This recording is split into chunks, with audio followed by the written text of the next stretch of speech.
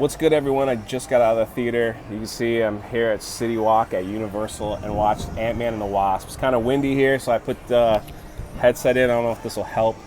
But no spoilers at the beginning, but I will give them later. I'll let you know. To start off with, this movie's not good. It's not good. It was boring. It was forgettable. It was like a movie of convenience. It's like, hey, how are we going to do this? Oh, convenient. Oh, you're not going to believe this, but we had this ready. Oh, how are we going to win this war? Oh, look what's here. It's convenient. And I don't know if it progresses the story or not. It was just not a good film. I was bored. The jokes just did not land. The only joke that landed was the one in the teaser trailer where the guy's like, "Thank you, Spider-Man." Everyone kind of chuckled.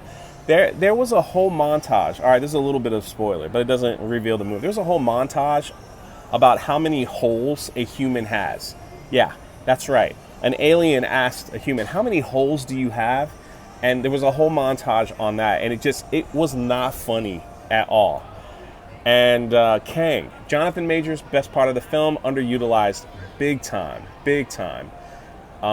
Kang was just not even like a threat. Like it wasn't a threat to me. He just was kind of like, "Oh, I need this piece, and you're gonna get it for me, or I'm gonna hurt somebody." And they just figure it out, you know. I give this movie a 3.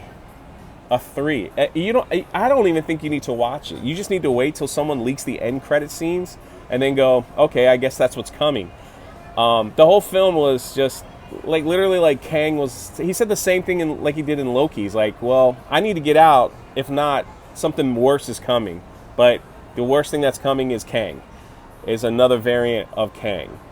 And so it's just, there was no stakes in this. Like, it just was a lot of CGI because they were in the quantum realm, and a lot of weird aliens, and just a lot of convenience. Just a lot of, hey, we got to solve this. Oh, look what I found. Oh, hey, we got to fight this. Oh, look who's here.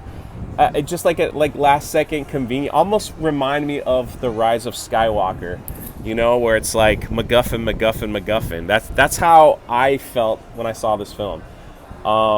It's again way too long. All right, I'm gonna get into spoilers now. Okay, so if you don't want spoilers, then stop the video now. 3 spoilers in 2, spoilers in 1. So the whole thing, right at the beginning, Ant-Man's daughter, during the blip in the basement, developed a way to go into the quantum realm and talk to people. Yeah, she did this with, I guess, homemade tools. They never talked about it. They just said, "Hey, look what I made." And she's always getting arrested because she's doing Ant-Man things, you know, making herself bullying, whatever it is. She keeps getting arrested. And Scott is like, "Oh, I wish I had more time. I wish I had more time. I wish I had more time with my daughter." So she goes, "Let me just show Scott, let me just show my dad what we've been working on." Everybody's in on it. They unlock the quantum realm, and they get sucked in, just like you see in the teaser trailer. So that happens like right off the bat. And now they're like, "Oh, we're in the quantum realm." They see all these weird aliens, and the jokes are terrible. Terrible. And then they introduce MODOK. That to me was like a slap in the... I thought, and you guys can correct me, you could say he was the best part. I thought he was terrible. I thought it was a joke of the character. It doesn't remind me of the comics at all. I just thought it was awful. And MODOK was kind of like a joke of the movie. It was kind of like the joke of the film. So there's that. And Casey, the daughter, you know, she has a super suit. She knows how to do everything. She knows how to fight. You know, she's young, but she knows how to do all that stuff. And so Kang is looking for all of them, you know, the Ant-Man, the Wasp, the mother, the father, the older Ant-Man, the older Wasp. He's looking for all of them because apparently when that lady, I've already forgotten her name. Who was in the quantum realm for 30 years. You guys know what I'm talking about. Apparently, one of the variants of Kang was sent there as to be banished. Right? He wasn't loved by the other Kangs, and he was going to use his little time machine. You know, he needed it fixed, and so she helped him get it fixed. But then she saw his memories, and she saw his memories of him conquering and killing tons of other worlds. So he's like, hey, you don't understand what's going on. You don't understand this stuff. And so she stops him by putting these little discs on the time machine flux capacitor and making it really large. So in comes Ant-Man. So Kang is like, hey, sorry, I'm letting people walk by, so I don't ruin the movie. It's like, hey, Ant-Man, I'm going to kill your daughter. Now that they've been captured with ease, I'm going to kill your daughter if you don't bring back this timepiece. I need this timepiece back.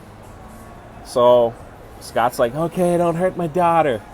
And he goes to the timepiece. And again, they're like, you're going to see variants of yourself in this, okay, Scott? So don't bother with them. And I swear, a scene that came right out of Groot, the Minions, whatever it is, where there was like thousands of these Ant-Mans. They made like a hand to lift up the real Ant-Man, to shrink down him and the Wasp. They came in there and they shrunk down the this orb that they need, that Kang needs, so he could travel through time and multiverse and all that stuff. So they shrink it down. They got it. And they're like, no, we can't let her have it. So Kang shows up and he's like, oh, you got it for me. You shrunk it down. Here. So he takes it from him, beats everybody up. And, Michelle Pfeiffer's character, I can't remember her name. Forgive me, whatever. He takes her with me and he's like, Kang takes her and he goes, hey, we're going to get out of here. I'm going to show you what this is all about. And she's like, no, we can't let him escape. So Ant-Man's sitting there. And he's like, I gotta get my daughter back because my daughter's being held hostage. Meanwhile, the daughter is like superhero mode. She escapes and she's gonna lead the rebellion to fight against Kang and his army of people that just explode when you kill them. I don't even know what these people are. They have no face. As soon as you kill them, they just evaporate. So she's gonna lead the rebellion. And Ant-Man doesn't know this. So what does Ant-Man do? How are we going to fight Kang? I know what we'll do. I'll just make myself giant. I'll make myself a super giant like he always does. And he runs and beats people up, right? He's super big. And conveniently, the older Ant-Man, he's like, I've been getting weird signals while I'm here. And the ants that I've been working on were also sucked into the quantum realm. And they've been here for thousands of years. And now they have made their own utopia. And they're advanced. And they're super smart. And they've created weapons. And they've created their own society. And yes, he makes a line. He makes a terrible line about socialism. He goes, I know socialism's a really bad word. But we can... And then they kind of shut him up. But yeah, so that socialism line is in there. So then he goes and he gets these giant ants that have evolved for thousands and thousands of years. So Scott is fighting. And he's giant. Kang shows up and he's like, all right, I got to end this. He starts evaporating people because he's supposed to be powerful. MODOK is trying to kill Ant-Man's daughter. And that's laughable because he's like, I'm going to kill you. He does a terrible job. There are moments where he could have just killed her. But they stop and look, and then they look at the things happening in the sky, and he stops and he gets distracted.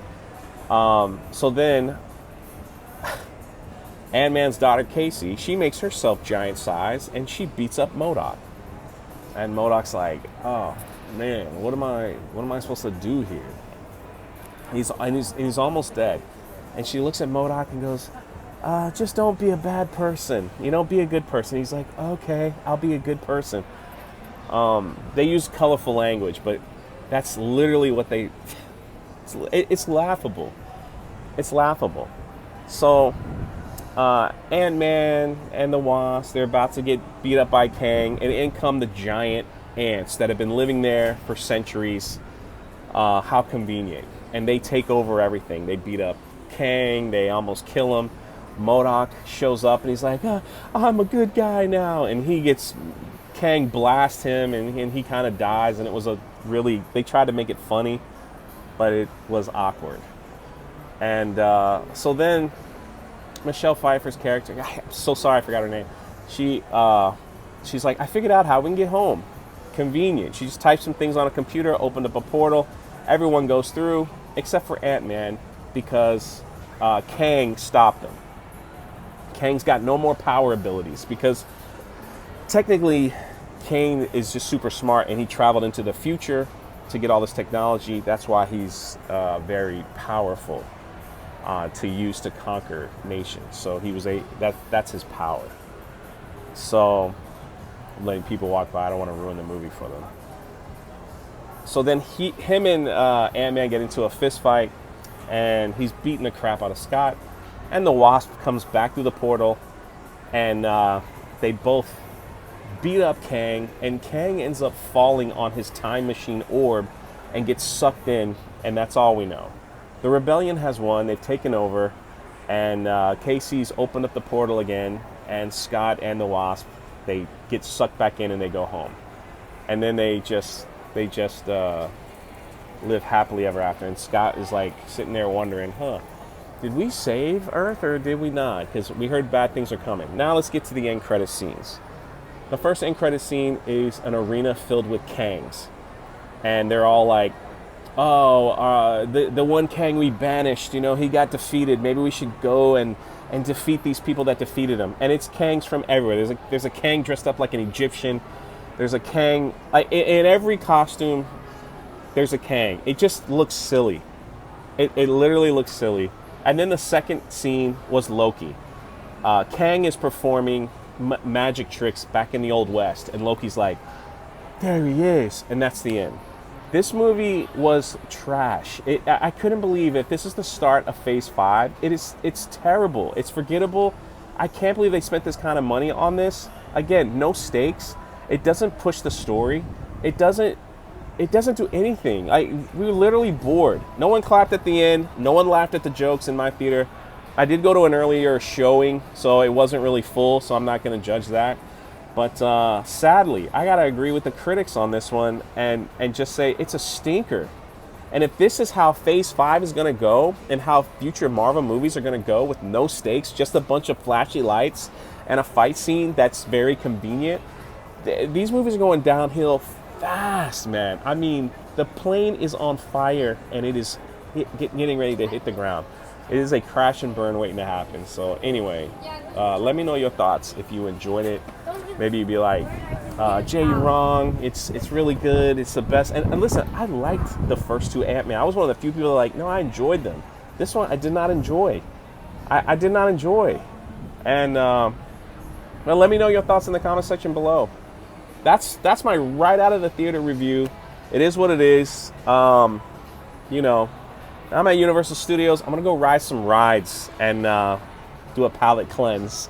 All right, this is Jay. If you're new here, subscribe, check out the description, all that good stuff. We do this every Thursday on this channel. See a new movie and I walk right out of the theater and review it, and we're out of here.